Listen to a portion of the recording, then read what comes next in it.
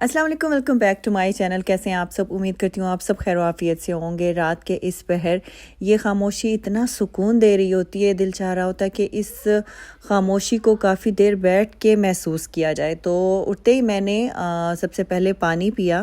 Water intake आपका बहुत ज़्यादा कम हो जाता है रमज़ान में। सहरी में भी इतना नहीं पिया जाता और इफ्तार में भी हम लोग दूसरी चीज़ें खाने में लग जाते हैं, तो वो पानी जो है वो उस तरीके से हम लोग नहीं पी पाते हैं जैसे पीना चाहिए हमें। मेरा कुरान टाइम सुबह फजर से पहले और रात में इशा के बाद का है, और ये दोनों टाइम बहुत ही पुरसुकून होते हैं जिसमें बच्चों का शोर नहीं होता। बच्चे या तो सो रहे होते हैं या थके हुए होते हैं, तो माँ को तंग करने की उनमें सकत नहीं होती, तो इसलिए सुकून से कुरान पाक उस टाइम पढ़ा जा सकता है। तो अब आ चुकी हूँ मैं किचन में। सामने आपको छोटा सा लेंटन नज़र आ रहा होगा। ये मुझे बड़ा पसंद है और ये मिला था हुरब को गिफ्ट में, तो उसने मुझे ला के दे दिया और कहा कि मामा इसको आप अपने किचन में रख लें। तो इसको मैं जब ऑन करती हूँ तो मुझे बड़ा अच्छा लगता है। तो आज मैं सहरी में बना रही हूँ आलू अंडे, जिसके लिए मैंने आलू काट लिए थे बारीक बारीक। प्याज मैंने रात को ही काट के भिगो के रख दी थी, और अभी जो है वो सुबह सुबह ज़रा प्याज काटना अच्छा नहीं लग रहा होता है, तो मैंने इसको रात में काट लिया था। तो सब्ज़ी काट ली, तो अब दूसरी तरफ पेड़े भी बना के रख लिए। बनाऊंगी आज मैं पॉकेट पराठा, जिसे चौकोर पराठा भी कहते हैं। मेरे बच्चे इसको पॉकेट पराठा कहते हैं। तो बस ये काम साथ साथ चल रहे होते हैं। यहाँ पे मैंने अंडे बनने के लिए रख दिए थे। इसको हल्का सा मैं सोटे कर लूँगी, फिर उसके बाद जी ये अपना थोड़ा पकते रहेंगे। दूसरी तरफ रात के धुले हुए बर्तन जो है वो मैं समेट लूँगी। वैसे इस वक्त जो बर्तनों का शोर होता है, बाज़ औक़त मैं महसूस करती हूँ जो लोग सो रहे होंगे उनको ना ये शोर महसूस हो रहा हो, लेकिन अभी ये जगह काफ़ी ज़्यादा फिल हुई हुई थी, इसलिए उठाना ज़रूरी हो गया था। वरना कोशिश करती हूँ कि इस वक्त जो है इस काम को अवॉइड ही करूँ। और आप लोग पूछ रहे थे कि आप उम्रा पे कब जाएंगी, तो इंशाल्लाह ताला हम लोग 15वें रोज़े में जाएंगे। पहले मुझे गलत फहमी हुई थी, मुझे लगा कि हमारी अपॉइंटमेंट जो है वो 21वें रोज़े की है, लेकिन वो जो है वो मुझे गलत फहमी हो गई थी। फिर मैंने हस्बैंड से कन्फर्म किया, तो हम लोग 15वें रोज़े में इंशाल्लाह ताला उम्रा करने के लिए जाएंगे। और इंशाल्लाह ताला आप सबको दुआ में याद रखूँगी। हमेशा सोचती हूँ कि आप लोगों को वहाँ का लाइव मंज़र दिखाऊँ, लेकिन फिर वो मुमकिन हो नहीं पाता है मेरे लिए। बच्चे भी साथ हों और फिर अगर आप ख़ुद जो है वो मसरूफ़ हो जाए ना, तो फिर आपका इस तरफ जहन नहीं जाता है। तो खैर वहाँ पे प्याज और जो आलू थे वो फ्राई हो चुके थे। तो अभी मैं इसमें मसाले शामिल करूँगी। लाल मिर्च पाउडर, हल्दी पाउडर, धनिया पाउडर और नमक मैंने पहले ऐड कर दिया था। इसको मिक्स कर लेंगे, फिर अंडे शामिल कर देंगे इसमें। अब मैं पराठों के लिए पेड़ों को फोल्ड कर लूँगी। पहले मैं सिंपल इस तरीके से बना के रख लेती हूँ, फिर जब 2-3 मिनट गुजरते हैं उसके बाद ही फिर मैं पराठे के लिए उनको रोल करना हो या फोल्ड करना हो तो कर लेती हूँ। एकदम से ठंडे पेड़े के साथ जो है वो मैं फ़ोल्ड नहीं करती हूँ। तो अभी बस मैंने इसको बेल लिया है, और अभी मैं इसमें थोड़ा सा घी या ऑयल जो आप लगाना चाहें वो लगा के, और चारों तरफ से इसको मैं फ़ोल्ड कर लूँगी एक पॉकेट की तरह, जैसे एक एनवेलप बनता है। तो इसको बस फोल्ड करके इसको भी मज़ीद में रख दूँगी। तब तक अंडे तैयार हो जाएंगे। अंडों के बाद ही फिर मैं पराठे बनाना शुरू करूँगी। और आज मैंने अपने लिए पराठा नहीं बनाया, दिल तो करता है, लेकिन बस फिर ख्याल भी रखना पड़ता है कि वेट ना गेन हो जाए। तो हालांकि मेरी जो रूटीन है वो काफ़ी एक्टिव होती है, लेकिन उसके बावजूद भी जो है वो मुझे फिर ख्याल रखना पड़ता है। अगर आप ख्याल छोड़ देना तो फिर वेट गेन होने में देर नहीं लगती है। तो बस मैंने अंडे भी शामिल कर दिए थे। मज़ीद मैंने इसमें चिली फ्लेक्स ऐड किए हैं, और 1 टेबलस्पून ऊपर से मैंने देसी घी ऐड किया, सब्ज़ मिर्ची ऐड की हैं, सब्ज़ धनिया ऐड करूँगी। इस तरीके से मैंने काट के रखा हुआ है फ्रिज में, तो इस तरीके से आसान हो जाता है। ज़रा अगर किसी आपने चीज़ में डालना हो तो फ़ौरन से फ्रिज से कटा हुआ धनिया निकालें और गार्निश कर लें। और मैंने साथ ही उसमें थोड़ी सी मेथी भी डाल दी थी, तो अब मैं इसको डिश आउट कर दूँगी। पहले तो दिल कर रहा था इसी तरीके से पैन के साथ ही रख दूँ, लेकिन फिर वो नहीं अच्छा लग रहा था। मैंने कहा नहीं, चलें ऐसे ही रख लेते हैं। उस तरीके से मैंने कभी रखा नहीं है, लेकिन बाज़ू का दिल कर रहा होता है कि चलें बर्तन बचा लें और ऐसे ही रख दें, लेकिन वो फिर ना मेरे बच्चों को पसंद है और ना फिर मैं खुद इस तरीके से कर सकती हूँ। वो मैं टेबल पे रख के आ गई थी। तो बस अब पराठे बनने का मरहला शुरू हो गया है। बच्चे भी आना शुरू हो जाते हैं इस वक्त।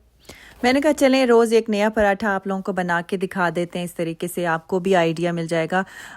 आइडियाज़ मिलते रहे ना, तो आपकी रूटीन आपके लिए थोड़ी सी आसान हो जाती है, वरना आप सोचते ही रह जाते हैं कि अच्छा आज क्या बनाएं। तो इस तरीके से फैमिली को भी वैरायटी मिलती रहती है और आप ख़ुद भी इंजॉय करते हो, अगर तो आप काम को इंजॉय करते हैं। वरना तो फिर मुश्किल लगता हो काम, तो फिर तो आप सीधा सा काम करें और जान छुड़ाएं।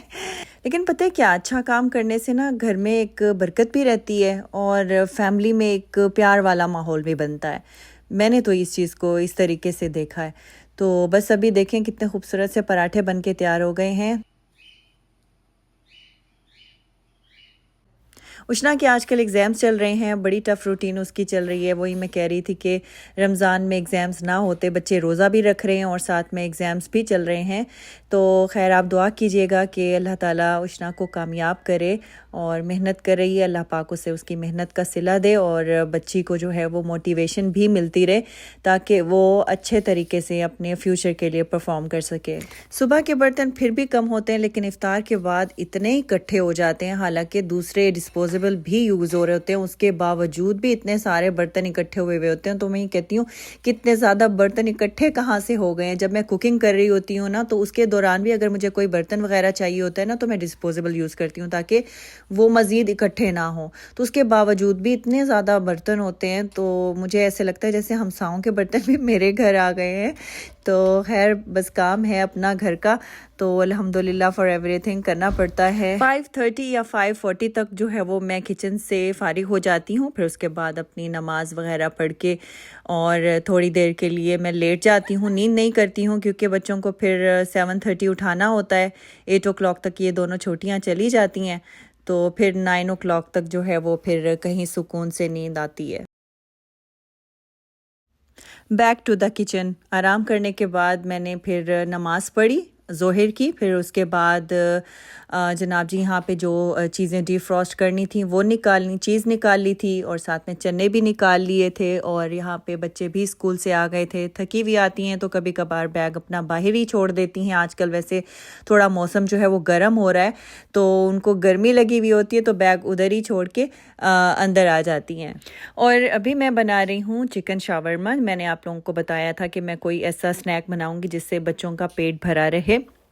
बच्चों ने रोटी सालन तो खाना नहीं होता है, तो बेहतर है कि उनको ऐसा स्नैक दिया जाए जिससे आपकी रोटी सालन की मतलब खाने की एक कमी पूरी हो जाए। तो मैंने यहाँ पे बोनलेस चिकन ली है, इसको मैं काट लूँगी। वैसे आप ऐसे भी कुक कर सकते हैं, जैसे ये स्लाइसेस बने हुए हैं इसी तरीके से कुक कर सकते हैं, लेकिन मैंने इनको क्यूब्स की शक्ल में पहले काट लिया था। फिर उसके बाद इसको मैरिनेट कर लेंगे और फिर उसके बाद जी इसको कुक कर लेंगे। असल में मेरे जो बच्चे हैं ना वो दूसरी जो इफ्तार की चीज़ें होती हैं ना वो नहीं खाते, जैसे फ्रूट चाट है, दही बड़े हैं, ये मैं और हस्बैंड तो खा लेते हैं। बेटा मेरा तो बिल्कुल नहीं खाता, ना फ्रूट चाट खाता है ना दही बड़े खाता है, और पकोड़े भी बस उसे सिर्फ आलू के खाने होते हैं।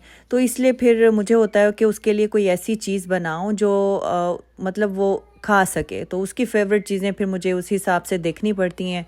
तो अभी उष्णा थोड़ा बहुत फिर भी चख लेती है, बाकी उससे जो है वो बिल्कुल ऐसी चीज़ें नहीं खाता है।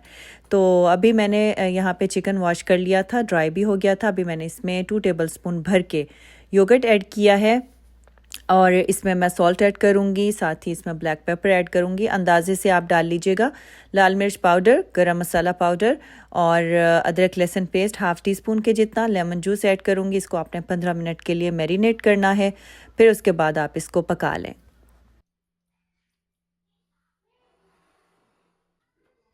अब शावरमा के लिए मैं कुछ सब्ज़ी काट लूँगी, जिसमें है कैबेज, कैप्सिकम है, साथ में कुछ कैरेट भी काट लूँगी। जितनी मुझे ज़रूरत है वो मैं काट लूँगी, बाकी हिस्से को मैं दोबारा से रैप करके फ्रिज में रख दूँगी। तो इस तरीके से जो सब्ज़ी है वो आपकी गलती नहीं है, वरना अगर आप इस तरीके से रख देना तो जल्दी से ख़राब हो जाती है। तो इसको मैं वापस इसी तरीके से रैप अप करके रख दूँगी।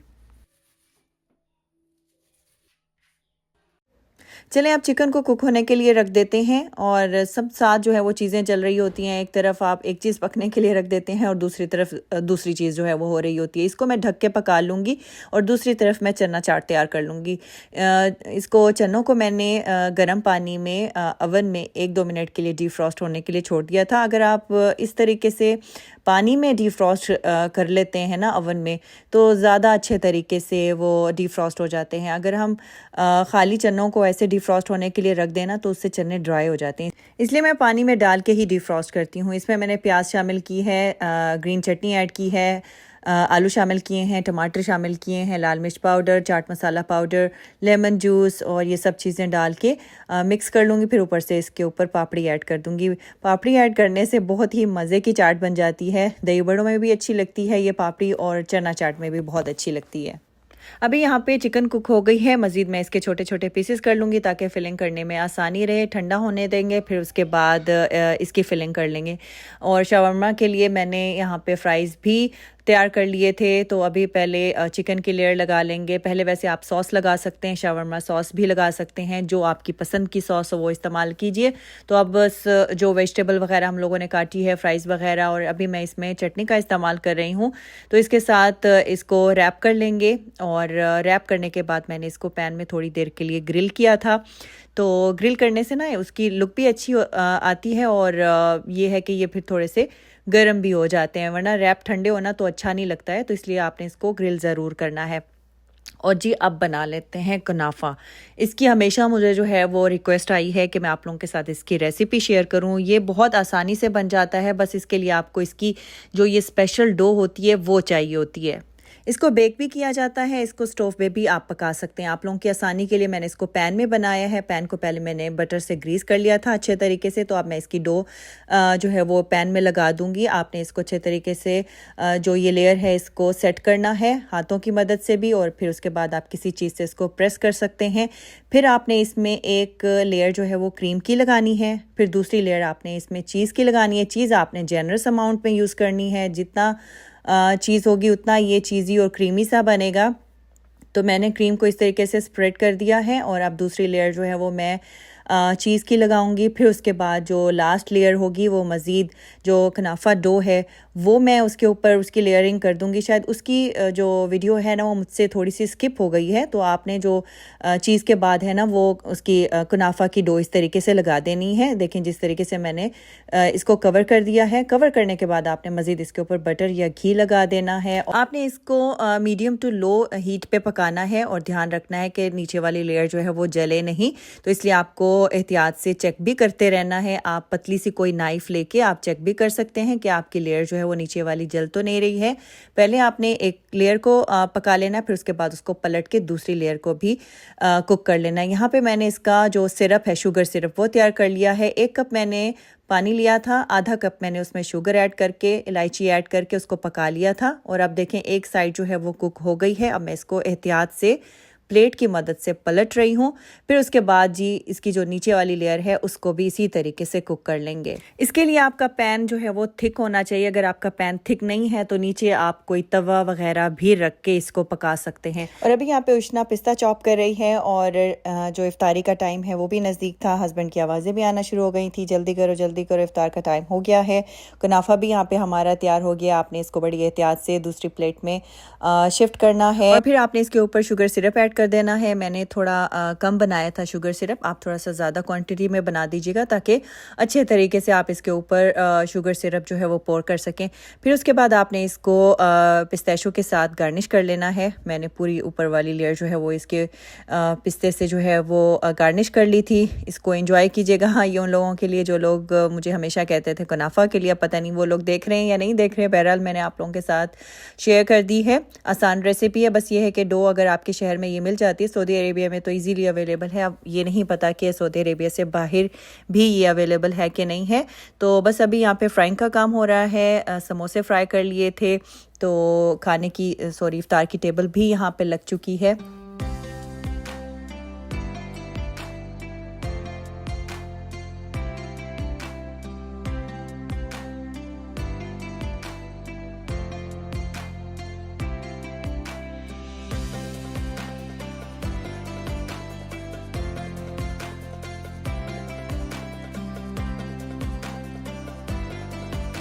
इस वक्त हिम्मत जवाब दे जाती है, तो बस बच्चों को बुला लेती हूँ कि अब आप यहाँ से बर्तन समेट लो। तो उष्णा और मीरब जो है वो यहाँ से बर्तन समेट लेती हैं। पहले मैं उस सैद को भी लगा लिया करती थी, ज़रूरत पड़े तो वो भी आ जाता है, ऐसी बात नहीं है।